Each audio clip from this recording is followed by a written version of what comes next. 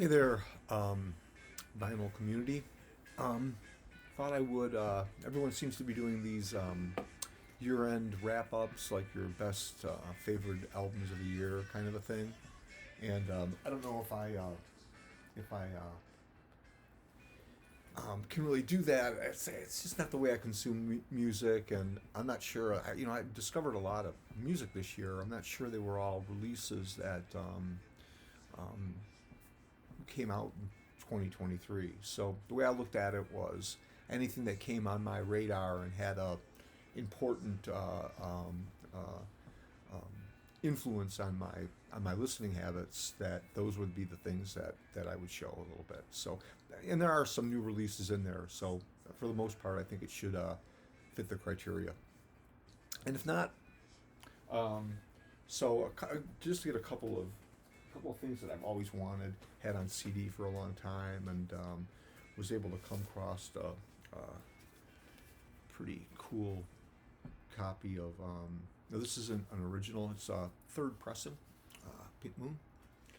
Uh, Wonderful, wonderful album. Sound on it. I'm not an audiophile.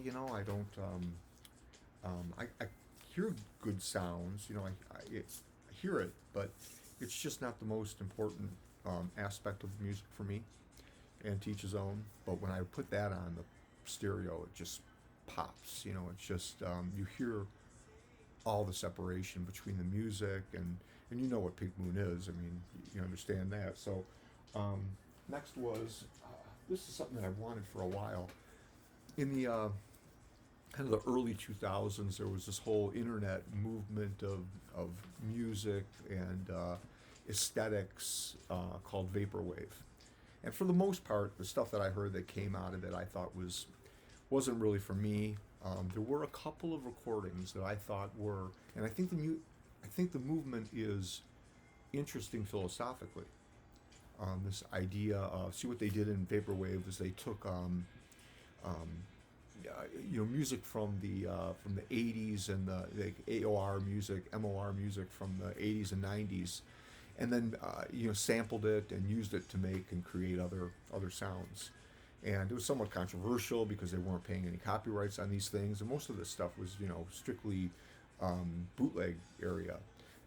There were some um, artists that were working in the wave realm that did create um, their own music, and one of them was this one. It's Dawn of a New Day. Yeah, I'm sorry, Birth of a New Day. And I really liked this when it came out, and I used to listen to it online all the time. And to me, it's almost like you see that cover. You can see the aesthetic of what the whole vaporwave movement was about from that. And I'd always wanted this, and it's probably one of the most well-known, vaporwave albums. I almost think of it as like an alternative soundtrack to Blade Runner. I hear that in there. There's even a version. There's an online version of it that adds the sound of rain coming down to the recording, and it's really actually my favorite way of listening to this record.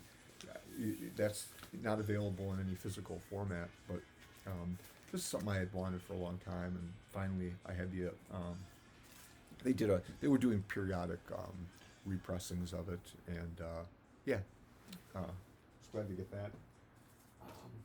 Next, another kind of long time want, and this is Faust 4, and yeah, love this.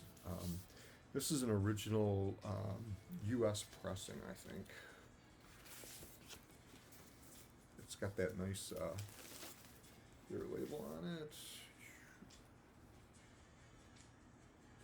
and yeah, it sounds great. And I'm sorry, this is a UK. It's a UK pressing, and this is probably one of the very first krautrock albums that I really got into, and there had been some reissues, and I held off and held off and held off. I had a CD version of it, and I figured until I was able to put my hands on a nice clean original that I would do that. So that was a big part of my 2023. Next, some jazz. So, and you're going to hear this probably. I'm going to make this same statement probably throughout quite a few of these. Is that a lot of these I'll say that they came from Stunt Rock Infusion's live stream, which is one of the primary sources where I'm hearing about a lot of music that I love in a format and in a way that's just very appealing. And so, you probably hear me say that again and again, and he deserves credit for turning a lot of people on to a lot of different sounds. One of them was this album, and if I'm not mistaken, I think this might be a gray area release. And there's different laws in Europe, so it might, the performance might be okay in the UK and in Europe, and then different laws in the US. But amazing album. I am admittedly I'm just learning Don Cherry and Dollar Brand for that matter, and this is full of free avant-garde jazz playing from Cherry, and then mixed with interesting instrumentation that just takes the it's almost, you're tempted to almost call it like free jazz and like spiritual, but it's not spiritual really. And there are different names for this kind of thing, but this is an amazing recording from 1972, previously unreleased session, and really good. I've been playing the hell out of it. Fantastic. And then probably this might be my favorite jazz release of the year, and almost my favorite album of the year, but not quite. I think there's one other I like a little bit better, but probably my favorite jazz release of the year was this Milford Graves, Children of the Forest. This is free jazz, and it's powerful, and and I also what I like about it so much is it's augmented with mainly percussion, of course, and then there's flute and saxophone, and there's a lot happening in each one of these tracks. Those are the track listings. So those are the names that they were given, and those were the dates on which they were recorded. And I hear a lot of emotion and diversity in this that maybe I don't. I like Coltrane, a segment of his music, and Ascension, and A Love Supreme, and some things that happened right around there. When he gets to like Om, and not that there's not moments in there are, without a doubt. It's Coltrane. But it becomes harsh for me, and it loses some of the diversity and the range of emotion that I like. Now everyone's affected differently. This has all that to me, and great cover too, by the way, just killer cover, and double album set. Not expensive and affordable right now. I say get this while you can, because this is going to be like one of those albums that people are going to go, oh, you have a first pressing of that? Great recording, and probably played this as much this year as anything else. Again, I heard that on Stunty's live stream.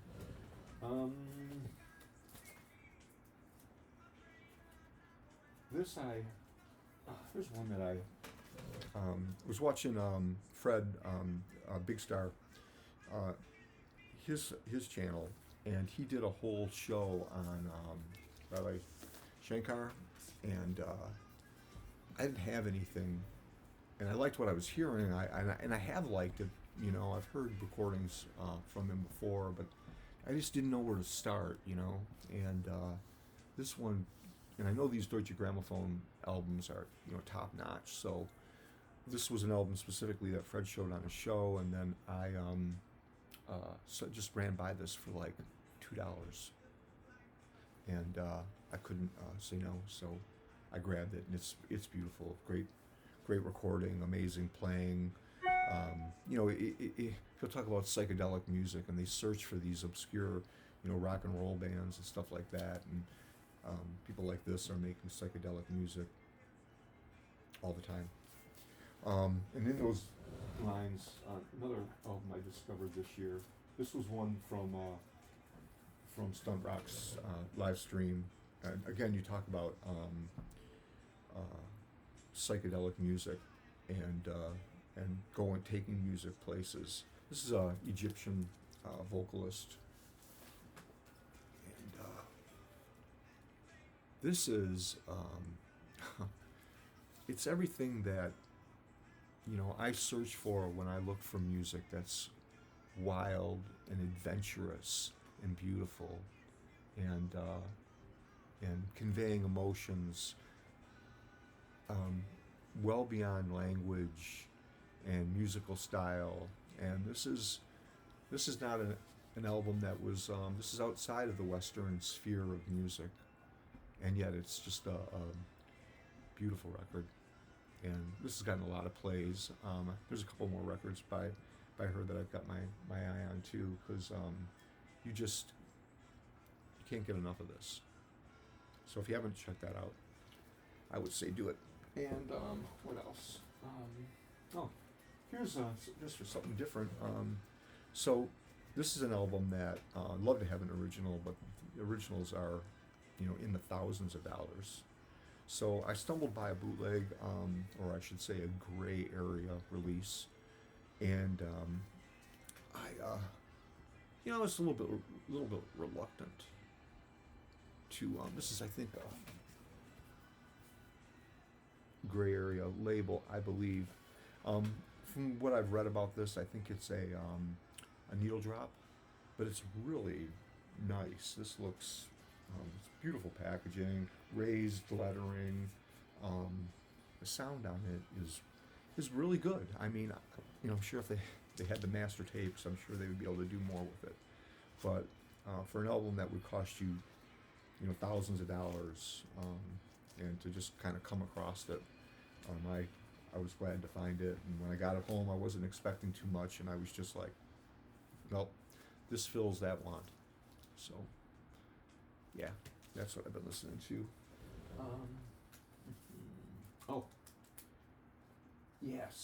So probably the most, avant-garde, or the most kind of out there thing that I've heard all year, and this came as I ordered this almost on faith. Stunty played it months and months ago. This is Andrew Lyle's independently released album, and he had it on, and he talked a little bit about Andrew Lyle's and his importance, and he told a little bit about the story of where this music came from, and stories of artists that were really exploring some really out there areas, and this can be a little bit unsettling. It's beautiful, and it has a almost ability to hypnotize with a certain kind of repetition, but always with an uneasiness, and the subject matter calls for that. Really interesting record, and these are still, I didn't pay very much for this. I ordered it from Discogs, and came with a little 7-inch that had some remixes on it. That's really good too, and really adventurous stuff. But if you're gonna head in this direction, be ready.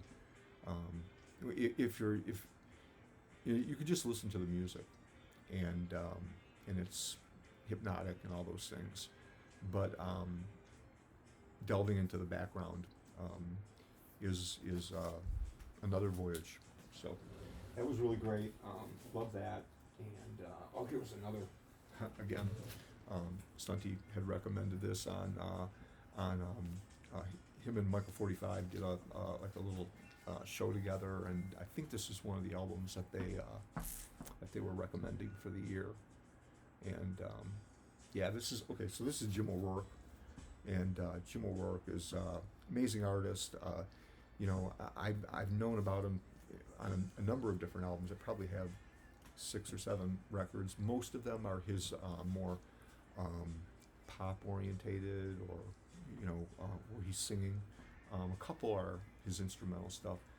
This guy has worked with Sonic Youth. He's worked with Wilco, and this is an album that he did, a soundtrack that he did with his wife. And it's you know, we use these words like, you know, it's hypnotic and it's chill and it's all these things, and they don't tell you anything about the depth of what's going on here. And sometimes we just lack the words to talk about the music that goes beyond just you know, basic. And this record certainly does that. Gorgeous record. So what else? Maybe 1 or 2 more. Yeah, so my album of the year, and I showed this already on a different video, but I might as well show it again, is electronic music album, experimental, minimal, minimalist, minimal techno, minimal house, I guess. This is a really interesting record, electronic music record. It's called the 18-minute Gap, and this is the best thing I've heard all year. Beautiful record, and it's adventurous and easy to like, and the sounds are all, you know, liquidy blues and gorgeous recording. And if you haven't heard this one yet and you like electronic music, don't wait. So there's a few more that I had, but I was going to do a second one of these because there's probably enough. I'll show this really briefly. This was again from Stunty Show. This is a tribute to Sun Ra. And it's you know, most tribute stuff I don't bother with. I have a couple of little things that just happen to be good, but this captures the essence of Sun Ra, not just in the, you know, look at the presentation of it alone. It's so cool. I remember Stunty saying that it was fun. It was a lot of fun, and that it is indeed. It's on Drag City, and great record. And I played this a lot. This is a lot of fun to listen to. I put it on whenever I put this on for people, like in the car. Everyone's like, "What is this? Who is this?" And this is people who don't necessarily like jazz or anything. I'm sure if I played them Sun Ra, they probably wouldn't be asking. This is really likable, really good. And they did a second. I've seen people showing it, but it's a different sleeve. So they must have done a repressing of it. Really cool. So yeah, there's just some quick rundown of stuff that I've been listening to this year. I know all of them are not from, in fact, maybe most of them are not from 2023. And that's just, it's the way I listen to music and the way I consume music. So I'll probably do another one before the end of the year, just because there's another couple dozen records that I'd like to show. And then I'll have to talk a little bit about how I told myself I'm coming up the 2-month mark. I got about 30 videos in. I wanted to make a bunch of them as quickly as I could. I'm going to continue to make them, but I don't know if I'll keep the pace up. Just it's hard with work and everything, and to do something that's at least not